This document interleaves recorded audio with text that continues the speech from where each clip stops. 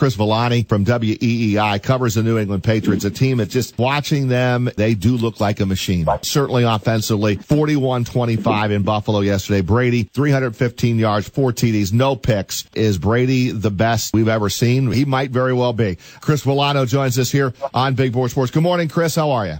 Hey, good morning, guys. How are you? I'm good. And you watched Brady since his return. Where did you rank yesterday's performance?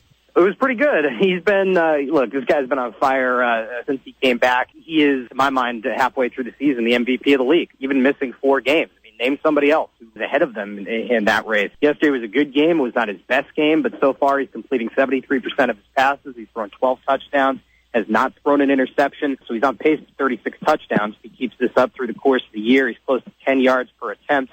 And yesterday, you saw it right from the get-go. And Buffalo, you can't say the Bills didn't have chances early on that first Patriots drive. They had 4 different third downs, and Brady completes 4 passes to 4 different receivers, including the touchdown pass out of Amendola, and converts on all of them. So that's the kind of stuff he's been doing really since he came back. Is Brady the best we've ever seen? Well, he's the best I've ever seen, but, I'm young enough that the Ignition remix came out when I was just starting high school. I'm a little bit too young to have seen Montana. I was more Steve Young, Troy Aikman when I was a kid. So if that's the window, yeah, it's not even close. And I think if you look at the resume, for Montana, going to 4 Super Bowls, winning them all, never throwing an interception in a Super Bowl is pretty impressive. But Brady's been to 6, I would say 6 and counting, which is also pretty impressive. That's 2 more opportunities to win championships. So, yeah, I think you can easily make the case that he's the best ever. I'm sure there will be a few other demographics listening to our show that will argue whether or not Brady's the best ever just yet. Yeah, Otto Graham was tremendous. No, look. Well, you brought up Montana. Johnny Unitas played a whole different game. I mean, then he called the entire game in addition to being the quarterback. I mean, it's just so hard to compare eras, and I feel like you say that in almost every sport.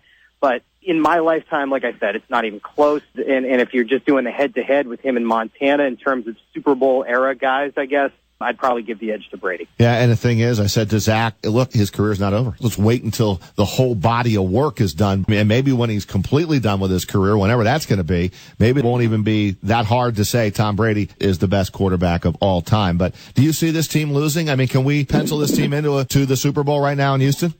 Well, I think they're certainly the favorites in the AFC. As far as will they lose again the rest of the year, we'll see. I mean, the last game of the year may not mean anything. If they're 14-1 going in and they've locked up the number 1 overall seed, Brady, Gronkowski, anybody else may not play. So, yeah, they could lose again. But at the same time, you just look around this conference, there's not a lot of great teams. And he beat Pittsburgh, granted, without Ben Roethlisberger, but that's a defense that I think Brady can shred. And those are the types of teams that don't typically give the Patriots a lot of fits in the postseason because they can win games that turn into shootouts. The other team will be Denver, and we'll see. They'll play the Broncos on the road coming up next month.